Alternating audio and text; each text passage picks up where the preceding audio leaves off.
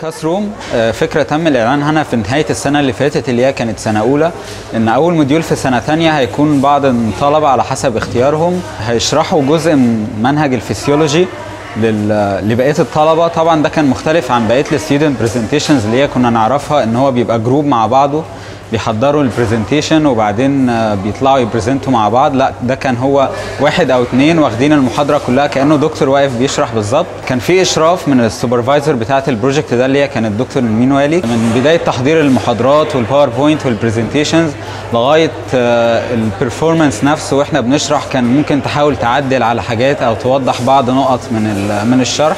رايي الشخصي ان هي دي تجربه يعني معروف جدا ان هي مميزه وان هي ناجحه جدا، ان هو البيرز لما يشرحوا لبعضيهم بيكون لغه التواصل بينهم افضل واقرب بينهم وبين بعض. اول لما عرفنا في اخر السنه اللي فاتت ان من دكتور نرمين ان هي ناويه تطبق استراتيجيه جديده في تدريس الفسيولوجي في السنه دي في موديول النيورو ساينس، انا فكرت ان انا لازم اشارك في التجربه دي، وان انا اخش اجرب اشوف نفسي اشوف مستوايا في البرزنتيشن سكيلز.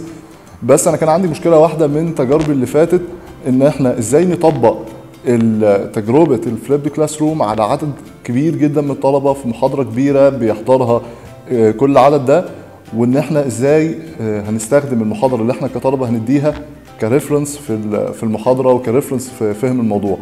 فاحنا الحمد لله تلافينا الجزئيه دي لما جينا نجرب هنا في الكليه، بان دكتور نرمين شاركت واشرفت على تحضير المحاضرات وعلى كمان واحنا بنقدم المحاضره، وكانت بتقدم اسئله وبتجاوب على اسئله، بتشرح وبتشاركنا في الشرح كمان، بحيث ان احنا المعلومات اللي احنا بنديها للطلبه تكون معلومات ليها جوده ومعلومات موثقه وكمان موثوقه من دكتور نرمين ان هي جزء من تقديم المعلومه. هي طبعا فكره حلوه قوي لو اتطبقت صح، لان هي اساسا الفكره دي لما ابتدت كانت بتشجع ان احنا نقلب السبيس او نخلي الطالب والدكتور يتبادلوا الاماكن.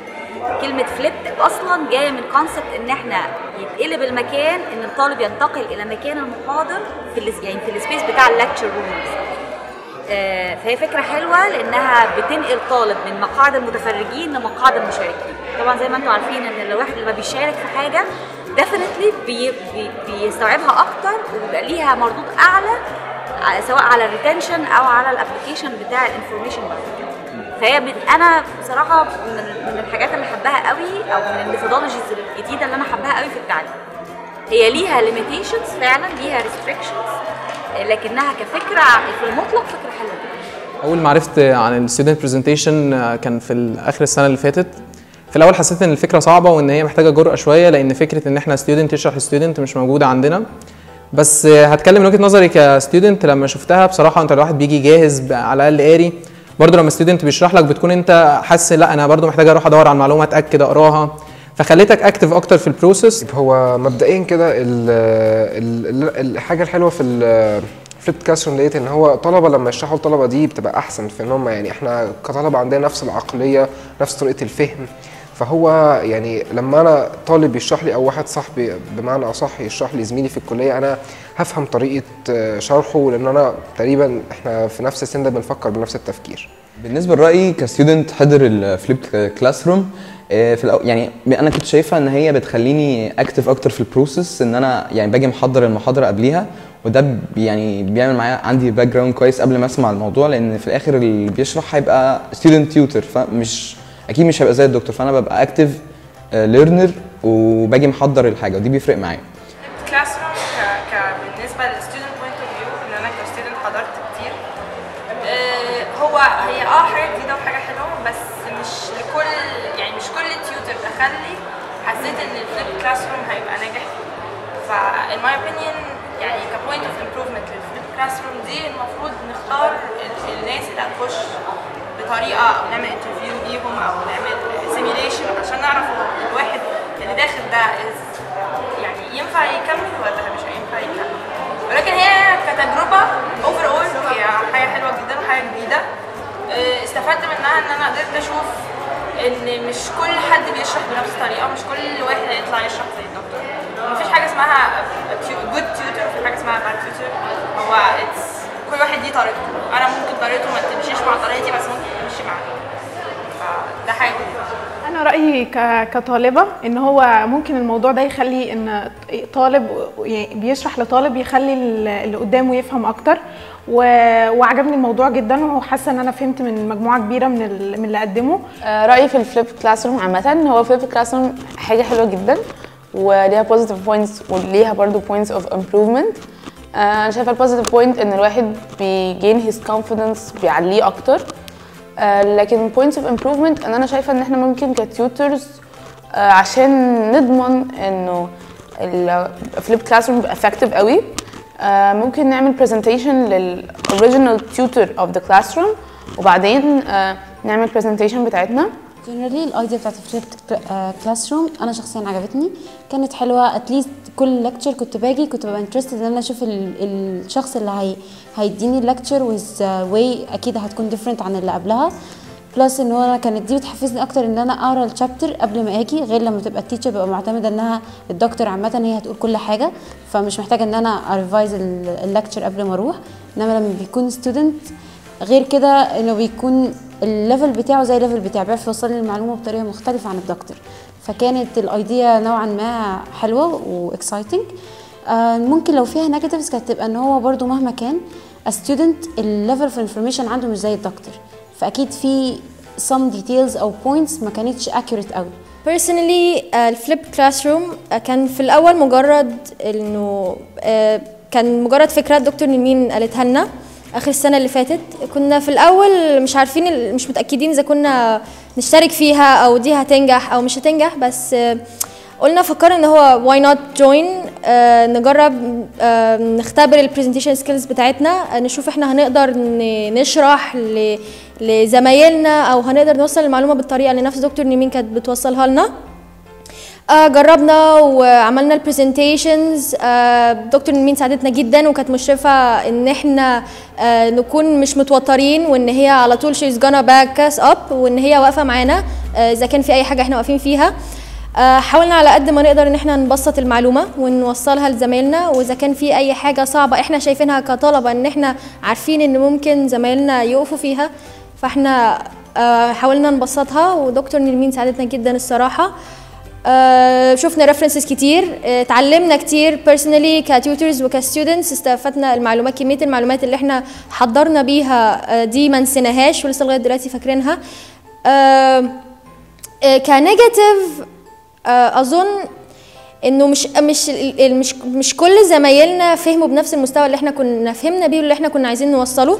في ناس قادره بس ان هي تفهم من المين دكتور، وفي ناس قدرت تفهم من الستودنت تيوترز اللي هو كنا احنا المجموعه كلها.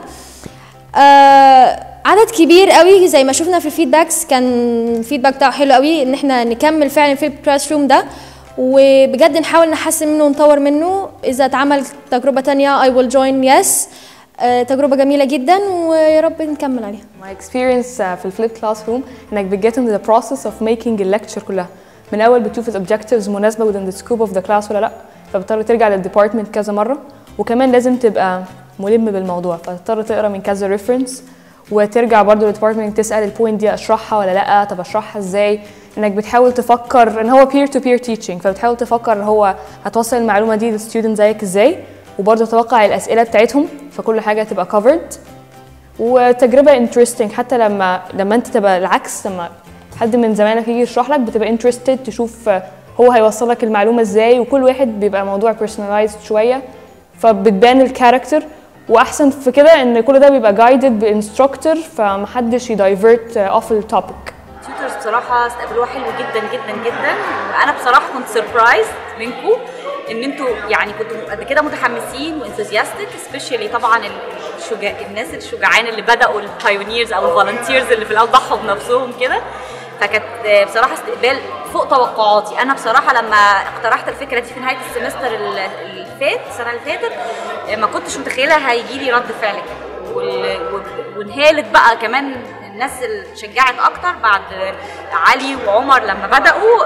ناس كتير قوي اتشجعت انها كانت كمان الطلبه كنت حاسه في الاول ان هم خايفين من الفكره، لكن الحقيقه بعد اول محاضرتين انا لقيت استقبال حلو. كنت باخد يعني كده سبوراديك فيدباك من الطلبه، يعني 1 on 1 كده، كنت بحس وبحاول اعدل، ويمكن كنتوا بتلاحظوا ان كل محاضره بيبقى فيه شويه تعديل او امبروفمنت شويه، اتمنى ان يكون ملاحظ عشان اغطي المخاوف بتاعه الطلبه الغير مشاركين.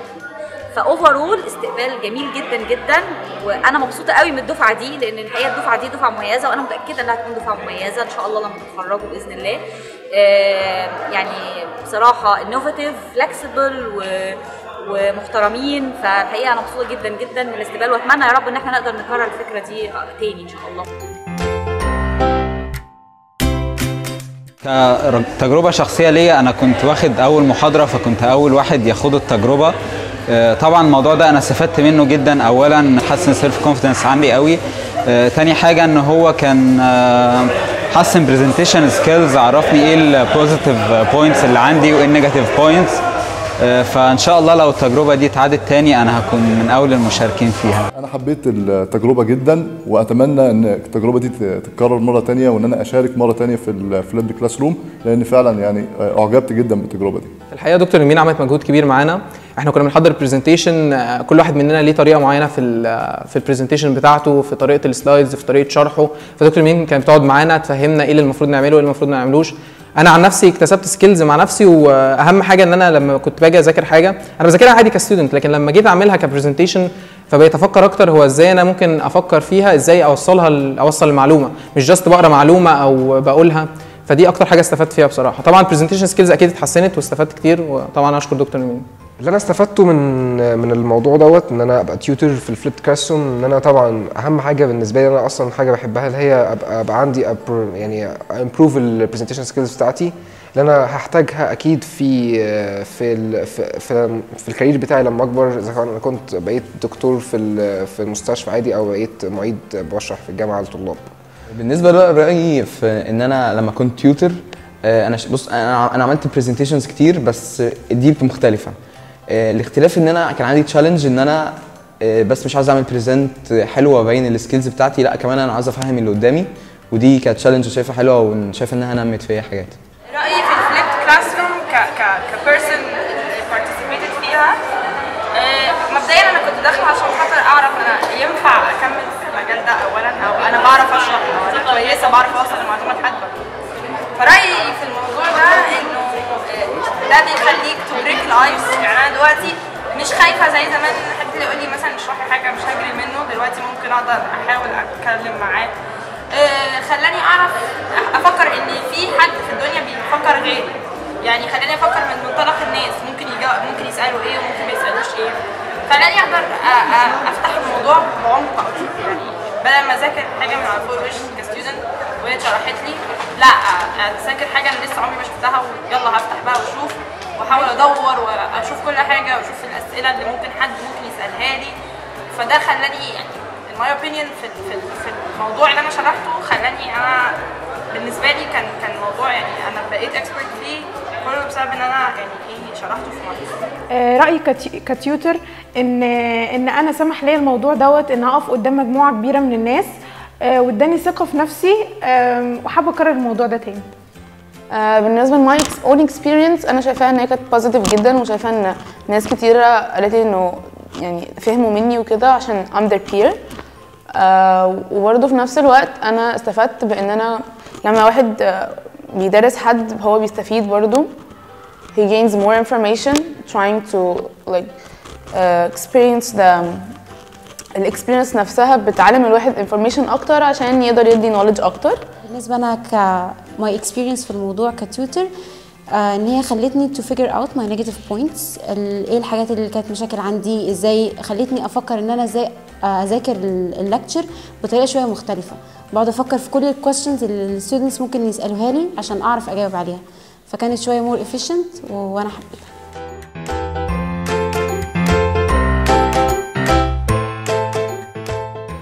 اول حاجه دكتور نرمين عملت مجهود كبير معانا ان هي طبعا كان مجهود اكتر من دكتور نرمين ان ستوب. لو ازاي مش هضحك تاني كده ابدا من الاول. لا انت وصلت لفين اصلا؟ انا وصلت اللي هي دكتور نيمين دي عدى من عندها. فدكتور نيمين عملت مجهود كبير، مش بس ان انت بتذاكر المحاضره او بس انت بترجع لها في كل بوينت بتحس ان انت الحته دي مش فاهمها او الحته دي مش عارف اوصلها ازاي، فده كان مجهود. بره يا سيف والله هيضحك. بالنسبه لرايي اساسا في ان انا لما ايه اللي انا بقوله ده؟ انا رايي انا شايفه ان انت طلعت حد قدامي ما اعرفش اوصل للحيطه، كنت تقف قدامي؟ قدامي معلش. عشان بس اعرف اتكلم. ابدا؟ قول ابدا ولا لا؟ هو شغال بيسجل اصلا. اتكلم يعني؟ بس حاولي ترجعي لك لورا بس. my experience كتيوتر في الفليبت كلاس روم انك بتجت into the process، تشوف ان ازاي الليكتشر انك عايز توصلها للستودنتس. ايه صوتي وحش؟ توصل بعيد قوي كده سوري يعني سيف مثلا كده الموضوع بقى صعب. يلا نبتدي. يلا 3 2 1 وارجعي لظهرك لورا. بص عايزاك تطلع كل غلطه المره دي علشان ما توصلش تاني. my experience في الفليب كلاس روم انك بتجت لا سوري خلاص ابتدي ولا انت شغال عادي؟